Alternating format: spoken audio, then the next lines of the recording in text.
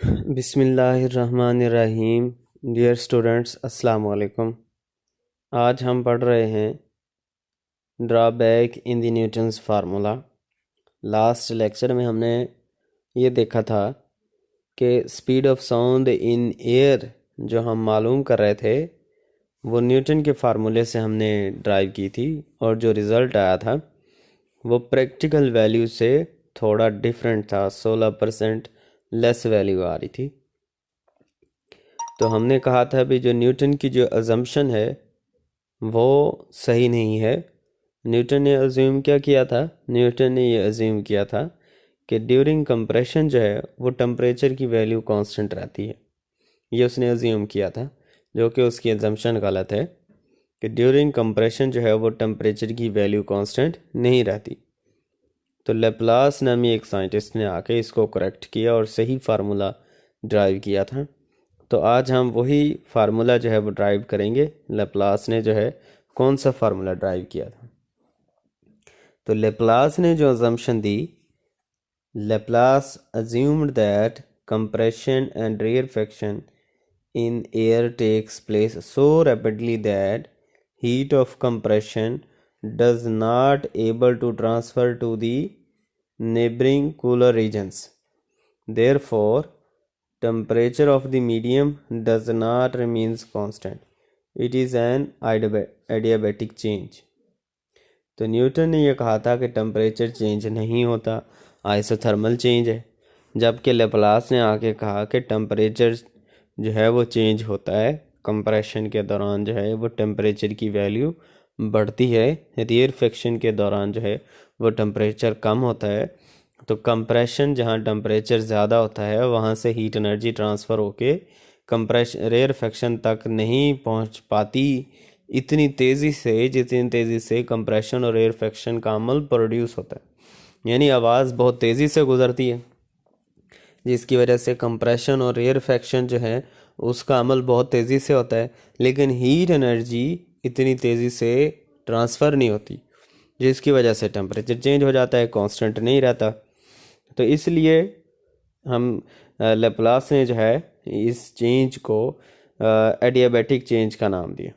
और उसने Boyle's law की जो फॉर्म थी P V is equal to constant, ये न्यूटन ने यूज़ की थी। P V is equal to constant. Laplace ने इसकी अनदर फॉर्म यूज़ की, पी वी की power gamma is equal to constant. तो गैमा जो है वो एक कांस्टेंट है, और ये रेशो है between molar specific heat at constant pressure Cp और molar specific heat at constant volume Cv। Cp और Cv के दरमियान जो रेशो है वो एक कांस्टेंट है, उसको हम गैमा का नाम देते हैं। तो बॉयल्स ने आपसे एमसीक्यूज में पूछा जा सकता है, अभी लेप्लास ने जो है वो बॉयल्स लॉ की कौन सी फॉर्म यूज़ की थी? Pv की power gamma is equal to constant. तो अगर इनिशियली कंप्रेशन और रेयरफेक्शन से पहले हवा का प्रेशर P और उसका वॉल्यूम V था, तो जैसे ही कंप्रेशन का अमल होगा तो वहाँ पे प्रेशर की वैल्यू बढ़ेगी। कितनी बढ़ती है? Delta P। तो फाइनल प्रेशर P से बढ़ के क्या हो जाएगा? फाइनल प्रेशर P से बढ़ के P प्लस डेल्टा P हो जाएगा। और प्रेशर बढ़ेगा उस सूरत में जब वॉल्यूम कम होगा, क्योंकि कंप्रेशन का अमल हो रहा है। तो वॉल्यूम कितना कम हुआ है? Delta V। तो फाइनल वॉल्यूम क्या हो जाएगा? इनिशियल वॉल्यूम V में से डेल्टा V को माइनस कर देंगे। तो इनिशियल है V, तो फाइनल क्या होगा? V minus delta V। ये वैल्यूज़ हम बॉयल्स लॉ में पुट कर देते हैं। तो PV की पावर गैमा बराबर आ जाएगा P plus delta P into V minus delta V की पावर गैमा। तो हम क्या करते हैं, इस फार्मूले से V की पावर गैमा कॉमन ले लेते हैं। तो V की पावर गैमा कॉमन लेंगे तो ये V की जगह पे क्या आ जाएगा? 1। और दूसरी टर्म में क्योंकि V की पावर गैमा नहीं है तो उसको हम नीचे डिवाइड कर देते हैं। तो ये फार्मूला बन जाएगा 1 minus delta V over V की पावर गैमा। तो ये जो हमने V की पावर गैमा कॉमन लिया है ये कैंसिल हो जाएगा। ये जो राइट साइड दूसरी साइड पे V की पावर गैमा है, तो हमारे पास जो फार्मूला बचेगा वो क्या बचेगा? P is equal to P plus delta P 1 minus delta V over V की पावर गैमा। अब ये जो हमारे पास टर्म है 1 minus delta we over we की पावर गैमा, इसको हम खोल के लिखते हैं, इसकी वैल्यू को हम सॉल्व करते हैं। देखिए हमारे पास एक थ्योरम है बाइनोमियल थ्योरम। इसकी मदद से हम किसी भी वैल्यू को, जैसे हमारे पास a प्लस बी का स्क्वायर है, उसका तो हमारे पास फार्मूला है a प्लस बी की पावर क्यूब है, तो उसका फार्मूला भी है, लेकिन उससे ज़्यादा पावर आ जाती है। a प्लस बी की पावर 20 है, a प्लस बी की पावर 25 है, या 30 है, या 100 है, या 200 है, यानी बहुत ज़्यादा पावर है, या जर्नल वैल्यू लिखी हुई है जैसे ये गैमा है। तो इसको खोलने के लिए हमारे पास होता है बाइनोमियल थ्योरम। तो ये हम मैथ के अंदर इसका एक मुकम्मल प्रूफ है, लेकिन हम इसकी सिर्फ इक्वेशन लिखते हैं कि जो इसको खोलना कैसे है। जैसे अगर हमारे पास होता 1 प्लस एक्स की पावर n, तो इसको हम खोल के लिखेंगे, पहली टर्म वैसे ही लिख दी 1 प्लस एन एक्स, यानी पावर को दूसरी टर्म से मल्टीप्लाई कर दिए, फिर plus n into n minus 1 over 2 factorial x square. आगे क्या आ जाएगा, n into n minus 1 n minus 2 over 3 factorial, और जो दूसरी टर्म है उसका क्यूब एक्स क्यूब। तो इस तरीके से अगली टर्म आ जाएगी n into n minus 1 n minus 2 n minus 3 over 4 factorial x4 आ जाएगी, यानी ये वैल्यू ऐसे इंक्रीज़ होती चली जाएगी। तो क्योंकि हमारे पास फार्मूले में है 1 minus delta we over we की पावर गैमा, तो इसको अगर हम खोलें तो 1 की जगह पे पहली टर्म तो वैसे ही लिख दी 1, फिर प्लस एन एक्स, यानी दूसरी टर्म को हमने उसकी पावर से मल्टीप्लाई करना है, तो ये आ जाएगा gamma minus gamma delta we over v. आगे जो है ना वो वैल्यूज़ हमने निगलेक्ट कर दी, क्योंकि आगे वाली जो वैल्यूज़ हैं उसमें डेल्टा वी ओवर वी का स्क्वायर आ जाता है। क्योंकि अगर हम इसको लिखें तो आगे आएगा पावर गैमा, पावर की वैल्यू आ जाएगी प्लस, इसके बाद आएगा gamma into gamma minus 1 over 2 factorial, और दूसरी टर्म का स्क्वायर यानी डेल्टा वी ओवर वी का स्क्वायर, ये वैल्यू आ जाएगी। तो इसमें क्योंकि ये डेल्टा वी एक छोटी वैल्यू है, जब हम इसका स्क्वायर करेंगे ये बहुत ही छोटी वैल्यू हो जाएगी। ये इतनी छोटी वैल्यू है कि हम इसको इक्वेशन में लिखें या ना लिखें इससे कोई फ़र्क नहीं पड़ता। तो ये इंतहाई छोटी वैल्यू है, इसलिए हमने हर जो टर्म्स थी इससे आगे वाली वो सारी हमने निगलेक्ट कर दी। तो हमारे पास बच गया 1 minus gamma delta we over v, ये टर्म बच गई। तो अब हम इन पहले p को इन दोनों से ज़रब देते हैं, फिर हम डेल्टा p को इन दोनों से ज़रब दे देंगे। तो p को जब हम ज़रब देंगे तो p 1 से मल्टीप्लाई होगा तो p आ जाएगा, जमा माइनस क्या आ जाएगा, दरमियान में आ जाएगा माइनस, फिर p को इससे ज़रब देंगे तो ये आ जाएगा gamma p delta v over v। तो ये हमने p को दोनों से मल्टीप्लाई कर दिए।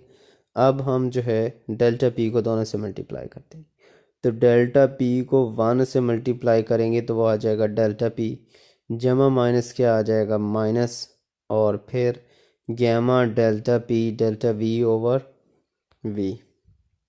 तो अगर इसमें हम देखें तो फिर ये डेल्टा v दो टर्म्स आ गए। डेल्टा p जो है वो भी एक छोटी वैल्यू है, डेल्टा v जो है वो भी एक छोटी वैल्यू है। जब हम इन दोनों को मल्टीप्लाई करेंगे ये और भी ज़्यादा छोटी हो जाएंगी। तो ये इतनी छोटी वैल्यूज़ हैं कि हम इनको एक इक्वेशन के अंदर लिखें या नहीं लिखें तो इससे कोई फ़र्क नहीं पड़ता, तो हम आसानी के लिए इसको निगलेक्ट कर देते हैं। तो नेक्स्ट हमारे पास आ जाएगा p is equal to p minus gamma p delta v over v plus delta p। तो ये वाली जो टर्म थी ये वाली ख़त्म हो गई। अब देखें ये p से जो है ना ये p ख़त्म हो जाएगा, क्योंकि ये p उस तरफ जाएगा तो p माइनस p हो जाए, ये ख़त्म हो गए। बाकी जो वैल्यूज़ थी ये वाली, ये माइनस वाली जो वैल्यू है ये दूसरी तरफ जाके प्लस हो जाएगी। तो इक्वेशन बन जाएगी delta p is equal to gamma p delta we over v. तो इसको थोड़ा सा रीअरेंज करते हैं, डेल्टा वी ओवर वी को हम दूसरी तरफ ले जाते हैं तो वो बन जाएगा delta p over delta we over v. और अगर आपको याद हो तो ये किस चीज़ का फार्मूला है, ये इलास्टिक मॉडुलस ई का फार्मूला है। तो ई किसके बराबर आ गया है, गैमा पी के। तो जो हमारे पास जर्नल फार्मूला होता है speed of sound in any medium, वो था v is equal to E over rho under root. तो न्यूटन ने ई की जो वैल्यू निकाली थी वो क्या निकाली थी, पी, जबकि लेप्लास ने जो ई की वैल्यू निकाली है वो क्या आ रही है, गैमा पी। तो हम ई की जगह पे उसकी वैल्यू पुट कर देंगे गैमा पी ओवर रो। एट स्टैंडर्ड टेम्परेचर, प्रेशर पर हम ये वैल्यूज़ पुट करते हैं। तो प्रेशर की वैल्यू आपको पता है, स्टैंडर्ड प्रेशर की वैल्यू होती है 1.01 मल्टीप्लाई 10⁵ न्यूटन पर मीटर स्क्वायर। डेंसिटी है 1.29 किलोग्राम पर मीटर क्यूब। और गैमा जो है ये बुक के ऊपर टेबल दिया हुआ है, फॉर डायटोमिक गैस गैमा जो है वो बराबर है 1.41 के। ये सारी वैल्यूज़ हम इसमें पुट करेंगे तो हमारे पास जो आंसर आएगा लेप्लास के फार्मूले से वो क्या आ गया, 333 मीटर पर सेकेंड, जबकि प्रैक्टिकल वैल्यू क्या है 332। तो ये वैल्यू इंतहाई करीब करीब आ रही है। तो इसका मतलब लेप्लास का जो फार्मूला है वो बिल्कुल ठीक है, जिसकी मदद से हम speed of sound in air आसानी से मालूम कर सकते हैं। तो ये आपको याद होना चाहिए कि लेप्लास का फार्मूला क्या था। लेप्लास ने बॉयल्स लॉ की कौन सी फॉर्म यूज़ की थी, लेप्लास ने ई की वैल्यू क्या निकाली थी स्पीड ऑफ साउंड मालूम करने के लिए, लेप्लास ने वैल्यू कितनी निकाली थी 333 मीटर पर सेकेंड, स्टैंडर्ड प्रेशर की वैल्यू क्या पुट की है, स्टैंडर्ड डेंसिटी की वैल्यू क्या पुट की है, गैमा की वैल्यू क्या पुट की है।